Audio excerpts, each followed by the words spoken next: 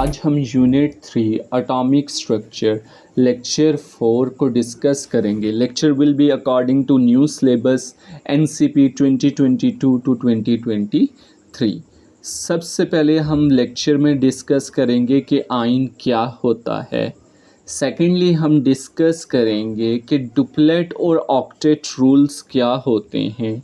Thirdly हम ये देखेंगे कि हम वैलेंस इलेक्ट्रॉन्स को फाइंड आउट कैसे कर सकते हैं। फोर्थली हम देखेंगे कि कैटाइन और एनाइन क्या होता है और इनके फॉर्मेशन कैसे होती है और उसको हमने डिस्क्राइब कैसे करना है। फिफ्थली हम देखेंगे कि शेल और सब शेल में क्या डिफरेंस है in detail. And lastly we will discuss electronic configuration with example and complete detail. Ion एक चार्ज स्पीशीज है जो एटम या chemically bonded group of atom जब इलेक्ट्रॉन को लूज़ करते हैं या गेन करते हैं तो बनती है। आयन हमारे पास कैटाइन भी हो सकता है और एनाइन भी हो सकता है। कैटाइन तब बनता है जब वो इलेक्ट्रॉन को लूज़ करता है जैसे कि सोडियम है और ऊपर पॉजिटिव चार्ज आ जाता है। एनाइन तब बनता है जब वो इलेक्ट्रॉन को गेन करता है जैसा कि यहाँ पर क्लोरीन है और ऊपर नेगेटिव चार्ज आ जाता है। तो डुप्लेट रूल क्या है? एटम्स ये एम करते हैं कि वो 2 इलेक्ट्रॉन्स अपने वैलेंस शेल जो कि के शेल होगा उसमें मेंटेन रखें। हाउ? अब वो कैसे मेंटेन रखेंगे? बाय गेनिंग, लूजिंग और शेयरिंग इलेक्ट्रॉन। मेंटेन रखने की वजह ये है कि वो स्टेबिलिटी को अचीव कर सके। हाइड्रोजन हो गया, लिथियम हो गया, हीलियम हो गया और कुछ अदर लाइट एलिमेंट है जो 2 इलेक्ट्रॉन को अपने वैलेंस के शेल में क्या करते हैं, मेंटेन करते हैं। तो वो डुप्लेट रूल को फॉलो कर रहे होते हैं। जैसा कि यहाँ पर आप हाइड्रोजन देख रहे हैं तो वो क्या करेगा, हाइड्रोजन मोस्टली क्या करता है, एक अपना इलेक्ट्रॉन लूज़ कर देता है और वो हाइड्रोजन आयन में कन्वर्ट हो जाता है। लूज़ किया है तो पॉजिटिव चार्ज आएगा। इसी तरह लिथियम देखें, अब लिथियम का 1 इलेक्ट्रॉन है और वो भी हमारे पास एल शेल में है तो वो एक इलेक्ट्रॉन को लूज़ कर देगा। पीछे जो हमारे पास बन जाएगा के शेल में 2 इलेक्ट्रॉन बच जाएंगे तो ये हमारे पास लिथियम आयन बन जाएगा। एक लूज़ किया तो पॉजिटिव चार्ज आ जाएगा। ऑक्टेट रूल, ऑक्टेट रूल में एटम्स ट्राई करते हैं कि वो 8 इलेक्ट्रॉन अपने आउटर मोस्ट शेल में मेंटेन कर सकें जैसा कि नोबल गैसेस करती हैं। आउटर मोस्ट शेल से मुराद वैलेंस शेल, लास्ट शेल होता है। कैसे मेंटेन करेंगे? वो इलेक्ट्रॉन को गेन कर सकते हैं, वो इलेक्ट्रॉन को लूज़ कर सकते हैं या इलेक्ट्रॉन को शेयर करके वो 8 इलेक्ट्रॉन पूरे कर सकते हैं। क्यों करते हैं? ताकि वो स्टेबिलिटी को अचीव कर सकें। कौन से एलिमेंट करते हैं? मेनली एस ब्लॉक और पी ब्लॉक के जो एलिमेंट है एक्सेप्ट लाइट एलिमेंट वो ऑक्टेट रूल को फॉलो करते हैं। जैसा कि यहाँ पर सोडियम देखें, वैलेंस शेल में 1 इलेक्ट्रॉन है तो वो 8 इलेक्ट्रॉन को क्या कर देगा, सोडियम लूज़ कर देगा। जब उसने लूज़ किया तो उसका वैलेंस शेल में अब 8 इलेक्ट्रॉन बच गए तो ये हमारे पास सोडियम आयन आ जाएगा। चूँकि लूज़ किया तो पॉजिटिव चार्ज आ जाएगा। यहाँ पर एल्यूमिनियम देखें, एल्यूमिनियम के अंदर कितने हैं, 3 इलेक्ट्रॉन है वैलेंस शेल के तो ये तीनों के तीनों क्या कर देगा, लूज़ कर देगा तो ये एल्यूमिनियम आयन में कन्वर्ट हो जाएगा। और इसके ऊपर चूँकि इसने 3 इलेक्ट्रॉन लूज़ किए हैं तो पॉजिटिव 3 आ जाएगा। और देखें इसके वैलेंस शेल में कितने इलेक्ट्रॉन है, 8 इलेक्ट्रॉन्स हैं। हमें कैसे पता चलेगा कि वैलेंस शेल में कितने इलेक्ट्रॉन हैं, 2 हैं, 3 हैं, 4 हैं, 6 हैं? इसके लिए हम क्या यूज़ करते हैं, पीरियोडिक टेबल के ग्रुप्स यूज़ करते हैं। आपको पता होगा कि हॉरिजॉन्टल रोज़ जो होती हैं उनको हम क्या कहते हैं, पीरियड, और जो वर्टिकल कॉलम होते हैं पीरियोडिक टेबल में उनको हम ग्रुप कहते हैं। जैसे कि ये हमारे पास फर्स्ट ग्रुप है, ये सेकंड ग्रुप है, ये हमारे पास थर्ड ग्रुप है, फोर्थ, फिफ्थ अप टू 18। तो ये जो ग्रुप नंबरिंग है ये हमारे पास आयोपिक नेमिंग सिस्टम है। लेकिन हम वैलेंस इलेक्ट्रॉन को फाइंड करने के लिए ओल्ड नेमिंग सिस्टम यूज़ करेंगे। ये जो आप नेमिंग देख रहे हैं ये ओल्ड नेमिंग सिस्टम है। 1A, then 2A, then 3B, then 4B up to 8A। जो B वाले हैं ये हमारे पास ट्रांजिशन ग्रुप्स होते हैं और जो A वाले हैं ये हमारे पास मेन ग्रुप्स होते हैं। टू फाइंड वैलेंस इलेक्ट्रॉन हम यूज़ करेंगे मेन ग्रुप्स यानी कि A। याद रखिएगा, group number is equal to number of electron in valence shell. Let's say हमारे पास लिथियम है। लिथियम कौन से ग्रुप में बिलोंग करता है? वन ग्रुप में। तो इसके वैलेंस इलेक्ट्रॉन में कितने होंगे? एक इलेक्ट्रॉन होगा। इसी तरह हमारे पास ऑक्सीजन है। ऑक्सीजन बिलोंग करता है सिक्स ग्रुप से। तो इसके वैलेंस शेल में हमारे पास सिक्स इलेक्ट्रॉन होंगे। इसी तरह हमारे पास क्लोरीन है, ये बिलोंग करता है सेवन ए ग्रुप से। तो इसके वैलेंस शेल में सेवन इलेक्ट्रॉन होंगे, जैसा कि आप देख रहे हैं। इसी तरह हमारे पास नियोन है। नियोन बिलोंग करता है एट ए ग्रुप से। तो इसके वैलेंस शेल में एट इलेक्ट्रॉन होंगे। इस तरह हम किसी भी एटम के valence electron through periodic table by using group numbering हम फाइंड कर सकते हैं। केटाइन, जब एटम एक या एक से ज़्यादा इलेक्ट्रॉन लूज़ करता है तो वो केटाइन बन जाता है और उसके ऊपर चार्ज पॉजिटिव होता है, इसलिए केटाइन को हम पॉजिटिवली चार्ज्ड आयन भी कहते हैं। टिपिकली मेटल्स जो हैं वो केटाइन बनाते हैं ताकि वो नोबल गैस कन्फिग्रेशन अचीव कर सकें। नोबल गैस कौन सी हैं? जो 8 ग्रुप के एलिमेंट हैं हमारे पास। He never arrive Karachi for X-rays, he helium, never neon, arrive argon, Karachi krypton. तो ये जो हमारे पास हैं ये नोबल गैसेस हैं हमारे पास। न्यूट्रल एटम में नंबर ऑफ़ प्रोटॉन हमेशा इक्वल होंगे नंबर ऑफ़ इलेक्ट्रॉन में। जैसे आप देख सकते हैं कि हमारे पास क्या है, सोडियम एटम है, इसमें 11 प्रोटॉन है और 11 ही हमारे पास क्या हैं, इलेक्ट्रॉन है। केटाइन में क्या होता है, हमेशा नंबर ऑफ़ प्रोटॉन जो होते हैं वो greater than number of electron होते हैं। जैसा कि देखिए यहाँ पर सोडियम आयन हमारे पास क्या हुआ, बन गया। जब सोडियम आयन बना तो इसमें प्रोटॉन 11 हैं और इलेक्ट्रॉन 10 हैं। तो ये पॉजिटिव चार्ज बन जाता है। क्यों बन जाता है? क्योंकि देखिए प्रोटॉन 11 हैं, इलेक्ट्रॉन हमारे पास क्या हैं, 10 हैं। तो +11 -10 +1 हमारे पास टोटल चार्ज बन जाएगा, इसलिए ये पॉजिटिवली चार्ज होते हैं। केटाइन जो होते हैं वो स्टेबल होते हैं। क्यों स्टेबल होते हैं? क्योंकि उनकी इलेक्ट्रॉनिक कन्फिग्रेशन सिमिलर होती है नोबल गैस कन्फिग्रेशन की। सोडियम आयन, इसमें 10 इलेक्ट्रॉन है। इसकी जो इलेक्ट्रॉनिक कन्फिग्रेशन है वो सिमिलर है नियोन एटम के, जिसके भी 10 इलेक्ट्रॉन हैं। एग्जाम में अक्सर क्वेश्चन आते हैं, describe the formation of cation and A9. हम डिस्कस करते हैं फॉर्मेशन ऑफ कैटाइन को। एग्जाम्पल के लिए हम लेते हैं describe the formation of sodium ion. ये आप वाइट में देख रहे होंगे, ये हमने क्या बनाया है, एक टेम्पलेट बनाया है। हर क्वेश्चन में हम यही रीजनिंग लिखेंगे फॉर फॉर्मेशन ऑफ कैटाइन। हम सबसे पहले ग्रुप नंबर मेंशन करेंगे, फिर हम वैलेंस इलेक्ट्रॉन बताएंगे, फिर हम बताएंगे कि वो कितने इलेक्ट्रॉन को लूज़ करेगा, फिर हम बताएंगे उसके ऊपर कौन सा चार्ज है। तो लेट्स से सोडियम का येलो वाले जो हैं उनमें एलिमेंट आएगा, ग्रे वाले में ग्रुप नंबर आएगा। तो सोडियम का ग्रुप क्या है, यहाँ पर हम पीरियोडिक टेबल में अगर देखें तो ग्रुप 1 है। तो हम लिख सकते हैं sodium belongs to group 1A on the periodic table. It has only 1 electron in the valence shell. Sodium atom loses 1 valence electron to complete its octet and become ion with +1 charge. याद रखिएगा यहाँ पर हम octet लिखेंगे क्योंकि duplet जो है वो लाइट एलिमेंट जैसा कि हाइड्रोजन, हीलियम, लिथियम के लिए हम क्या करते हैं, यूज़ करते हैं। देन हम इसकी क्या लिखेंगे, सिंबॉलिक रिप्रेजेंटेशन लिखेंगे। सोडियम Na है, एरो डालेंगे, Na पॉजिटिव आयन बन जाएगा प्लस इलेक्ट्रॉन। अक्सर एग्जामिनर हमें कहता है कि आपने इसका क्या करना है, डॉट स्ट्रक्चर ड्रॉ करना है। तो डॉट स्ट्रक्चर ड्रॉ करने के लिए हम न्यूक्लियस ड्रॉ करेंगे। न्यूक्लियस के अंदर प्रोटॉन्स लिखेंगे और न्यूट्रॉन नंबर लिखेंगे। देन हम क्या करेंगे, पहले शेल में हमेशा 2 इलेक्ट्रॉन डालेंगे, फिर आने वाले शेल्स में 8 इलेक्ट्रॉन डालेंगे। तो हमने 2 डाले, नेक्स्ट शेल में हमने 8 इलेक्ट्रॉन डाले, 10, लास्ट शेल में हमारे पास 1 इलेक्ट्रॉन आ जाएगा। एरो लिखेंगे, वो 1 इलेक्ट्रॉन को लूज़ कर देगा, चूँकि 1 इलेक्ट्रॉन को उसने लूज़ किया तो पॉजिटिव आ जाएगा ऊपर। इसी तरह कभी कभार वो हमें कहता है कि इलेक्ट्रॉनिक कन्फिग्रेशन को यूज़ करते हुए इक्वेशन लिखें। तो हम लिख सकते हैं 1s2 2s2 2p6 3s1। तो ये हमारे पास टोटल 2 + 2 + 6 + 1 ये 11 इलेक्ट्रॉन बन जाएंगे। हम एरो डालेंगे, आगे हमने चूँकि एक लूज़ किया तो 1s2 2s2 2p6 plus 1 electron लिख देंगे। तो इस तरह हम फॉर्मेशन ऑफ कैटाइन को हम क्या करेंगे, डिस्क्राइब भी करेंगे और इक्वेशंस वगैरह भी उसकी राइट कर सकते हैं। एनाइन, कि एनाइन क्या होता है, जब एटम एक या एक से ज़्यादा इलेक्ट्रॉन गेन करते हैं तो वो एनाइन बन जाता है। एनाइन के ऊपर नेगेटिव चार्ज होता है, इसलिए हम इन्हें नेगेटिवली चार्ज्ड आयन भी कहते हैं।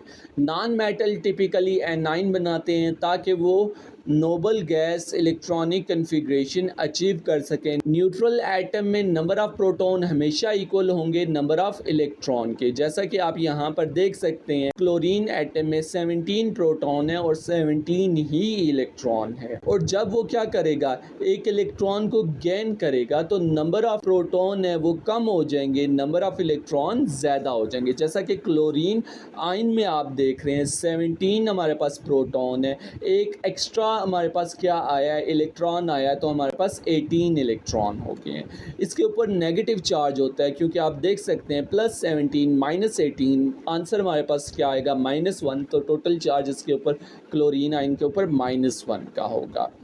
एनाइन स्टेबल होते हैं क्यों? क्योंकि उनकी इलेक्ट्रॉनिक कन्फिग्रेशन सिमिलर होती है नोबल गैस की इलेक्ट्रॉनिक कन्फिग्रेशन से। जैसा कि आप देख रहे हैं हमारे पास क्लोरीन आयन है जिसके हमारे पास 18 इलेक्ट्रॉन है, जो कि सिमिलर है आर्गोन एटम के जिसके भी 18 इलेक्ट्रॉन है, जो कि एक नोबल गैस है। एग्ज़ाम में अक्सर क्वेश्चन आता है describe the formation of anion. Example के तौर पे describe the formation of oxygen ion लेते हैं। आपकी आसानी के लिए मैंने एक टेम्पलेट बनाया है जिसके अंदर आप पहले ग्रुप नंबर मेंशन करेंगे, वैलेंस इलेक्ट्रॉन मेंशन करेंगे, फिर मेंशन करेंगे वो कितने इलेक्ट्रॉन क्या करेगा लेगा, और फिर आप मेंशन करेंगे उसके ऊपर चार्ज क्या है। येलो वालों में आप एलिमेंट को मेंशन कर देंगे, ग्रे वालों में आप ग्रुप नंबर को मेंशन कर देंगे, और जो लाइट ग्रीन है इनके अंदर आप क्या करेंगे 8- क्योंकि ये ऑक्टेट रूल को मोस्टली जो है वो फॉलो करेंगे, तो 8- आप वैलेंस इलेक्ट्रॉन कर देंगे तो वो हमारे पास आ जाएंगे ग्रीन वालों में। तो अगर हम देखें पीरियोडिक टेबल में ऑक्सीजन बिलोंग करता है ग्रुप 6 से, तो 8- हमारे पास 2 आ जाएगा। ये 2 हम ग्रीन वाले बॉक्सेस में लिखेंगे, तो हम लिखेंगे oxygen belong to 6A group on the periodic table, it has only 6 electron in the valence shell, oxygen atom gain 2 electron to complete its octet and become oxygen ion with -2 charge. फिर हम इसकी equation लिखेंगे O+2 electron is equal to O-2 electron. अक्सर वो हमें कहता है कि डॉट स्ट्रक्चर ड्रा करें, तो हम क्या करेंगे, हम न्यूक्लियस ड्रा करेंगे, उसके अंदर प्रोटॉन और न्यूट्रॉन को मेंशन करेंगे, फिर हम फर्स्ट शेल बनाएंगे, उसके अंदर सिर्फ 2 इलेक्ट्रॉन आते हैं। नेक्स्ट आने वाले शेल्स में हम 8 इलेक्ट्रॉन क्या कर सकते हैं, डाल सकते हैं। चूँकि ऑक्सीजन है इसमें टोटल 8 इलेक्ट्रॉन होते हैं, तो फर्स्ट में 2 है तो सेकंड शेल में 6 इलेक्ट्रॉन आएंगे, प्लस हम 2 इलेक्ट्रॉन्स डालेंगे, देन एरो डाल के इसके वैलेंस शेल में 8 इलेक्ट्रॉन पूरे कर देंगे और ऊपर -2 लिख देंगे। आप जो एक्स्ट्रा इलेक्ट्रॉन डालें इसकी जगह क्रॉस भी यूज़ कर सकते हैं, that will be quite better.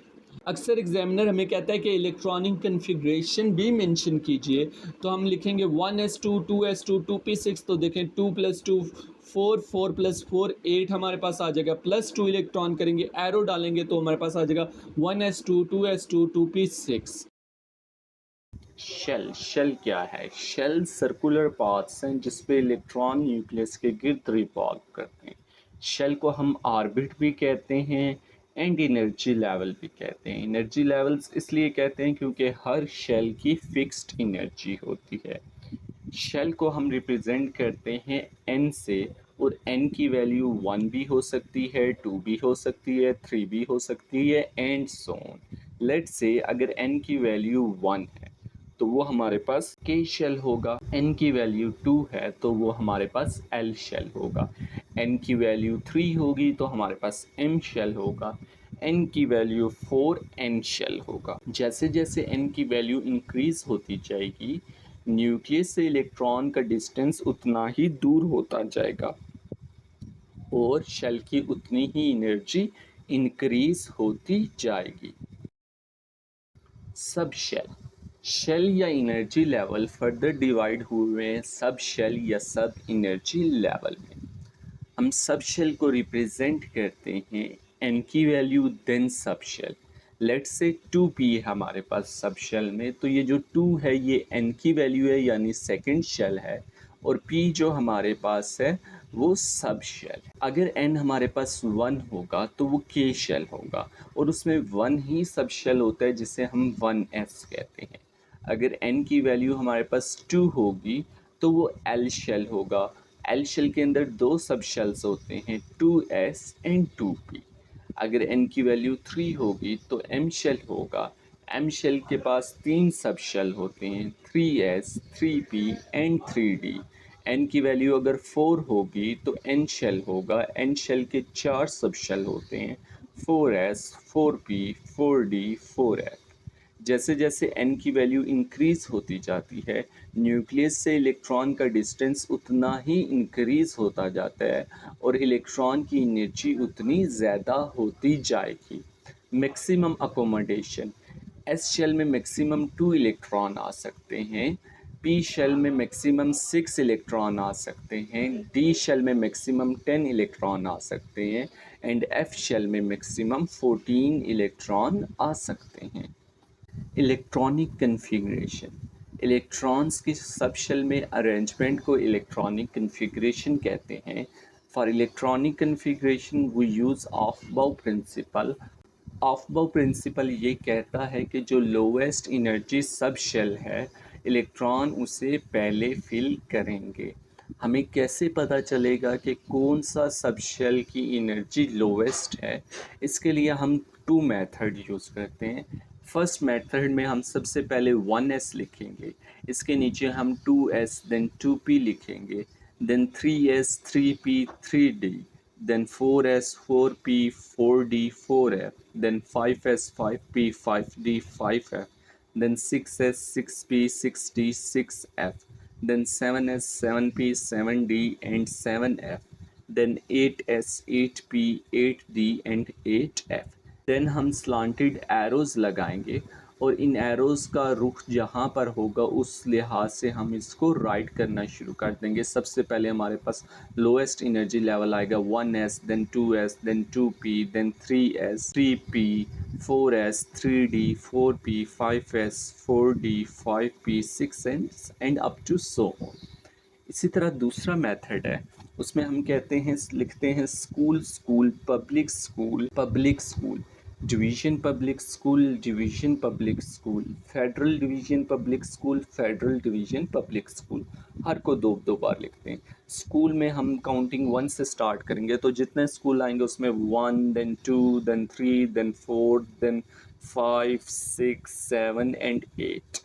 Public की हम काउंटिंग 2 से स्टार्ट करेंगे, 2, 3, 4, 5, 6, 7। हम डिवीज़न की काउंटिंग स्टार्ट करेंगे 3 से, 3, 4, 5, 6 एंड फेडरल की काउंटिंग स्टार्ट करेंगे 4 से, 4 एंड 5। अब हम इसी को सिंपली लिख लेंगे। सबसे पहले हमारे पास लोएस्ट एनर्जी लेवल आ जाएगा 1s, then 2s, then 2p, then 3s, 3p, 4s, 3d, 4p, 5s।